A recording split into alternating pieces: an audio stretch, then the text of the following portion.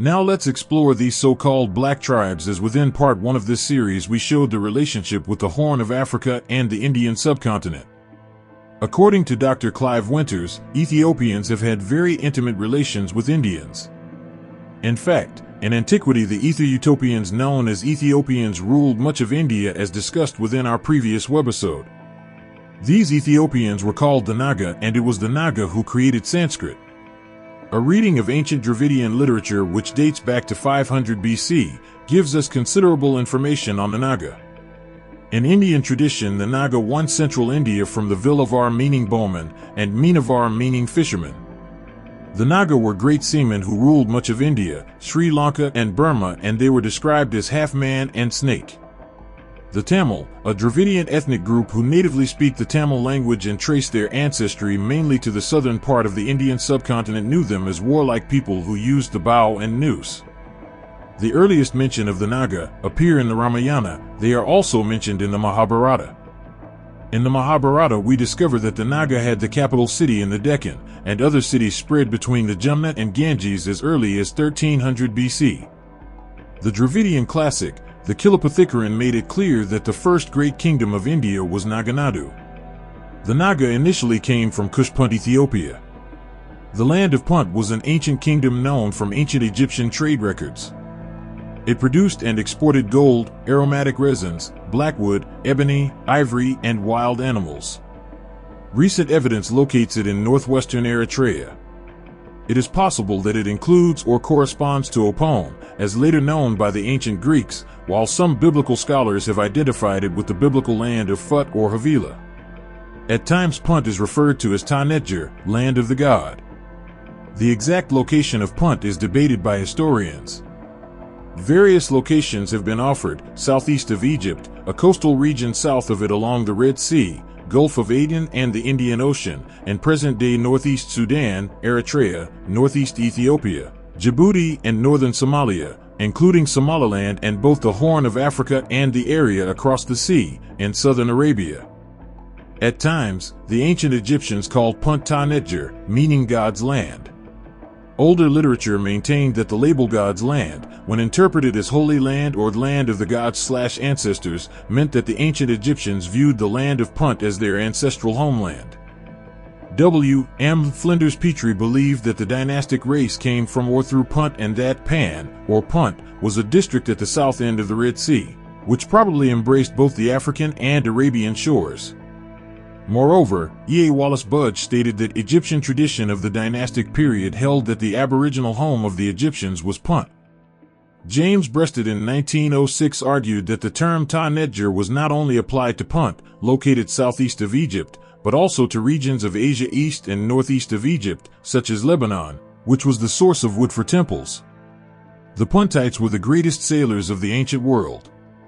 In the Egyptian inscriptions there is mention of the Puntite ports of Outkulit, Hemisu, and Tekuru, which corresponds to Adulis, Hamasin, and Tigray. In Sumerian text, it is claimed that the Puntites traded with the people of the Indus Valley or Dilmun. According to S. N. Kramer and the Sumerians, part of Punt was probably called Maluha, and Dilmun was probably the ancient name of the Indus Valley. Ancient Ethiopian traditions support the rule of Puntites or Ethiopians of India. In the Cobra Nagas, we find mention of the Arwe kings who ruled India.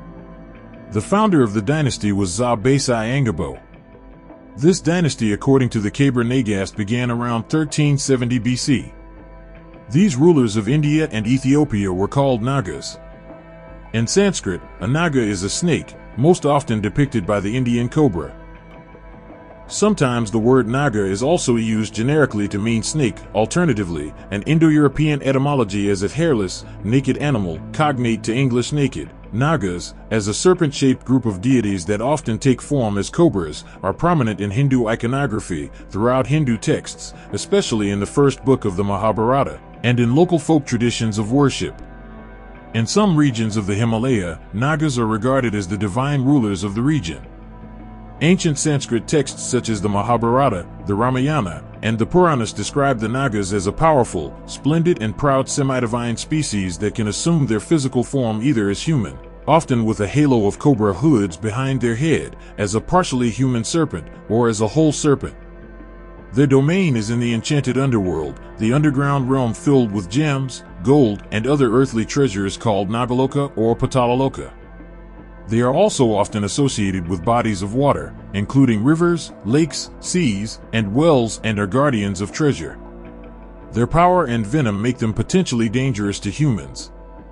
However, in Hindu mythology, they often take the role of benevolent protagonists. In South India, termite hills are believed to be the dwelling place of female Nagmamas, whereas Himalayan Nags and Naginis, such as Nai Devi of Pindar Valley, are worshipped as underworld beings protecting water resources and the well-being of village and valley.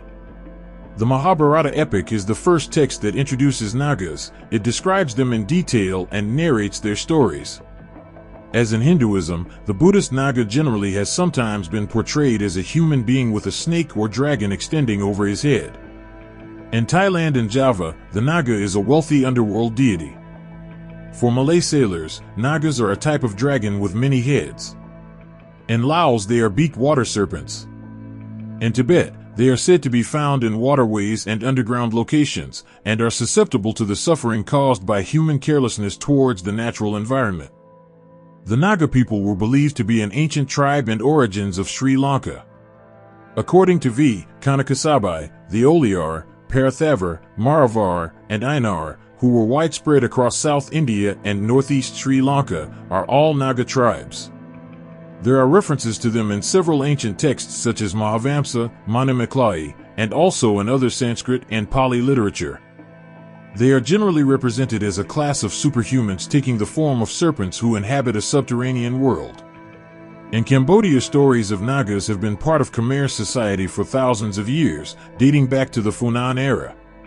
According to the Chinese history book of Liang, the people of Funan made a woman their monarch, and then she surrendered to a foreign man named Hunshan and was married to him. According to reports from two Chinese envoys, Kang Tai and Zhu Ying, the state of Funan was established in the 1st century CE when an Indian prince from ancient Kalinga named Kondinya I married a Naga princess named Soma, meaning daughter of the moon god. The merchant Kondinya, who became the co-founder of the Funan kingdom, centered in modern Cambodia, after he married the local Naga princess Soma, also has his origins from the ancient Kalinga region. According to scholar R.C. Majumdar, the 8th century CE Shailendra dynasty of Java likely originated from Kalinga, and the dynasty was also powerful in Cambodia and the Kampa, Annam, region. In the Philippines, according to Eric Casino, a king of Butuan was called Kailing. Butuan was described as a Hindu kingdom in alliance with Cebu. The chief or king of Butuan named Kailing sent an envoy under Isuhan with a formal memorial requesting equal status in court protocol with the Kampa envoy. Casino posited that the king was not of Visayan origin but was rather of Indian origin, basing solely on the likelihood that the name Kailing was the same as the Malay term Kaling, which refers to Indians. Derived from Kalinga is the still current term Kaling or Kling, used in parts of Southeast Asia to denote a person of the Indian subcontinent or Indian diaspora, and at present having some derogatory and pejorative connotations, especially in Malaysia. Researcher Eric Casino believes the name Kailing is not of Visayan origin but rather Indian, because Kailing refers to the people of India. The Sejarah Malayu, Malay Annals, of the nearby country of Malaysia refers to the similarly worded Kaling as immigrant people from India.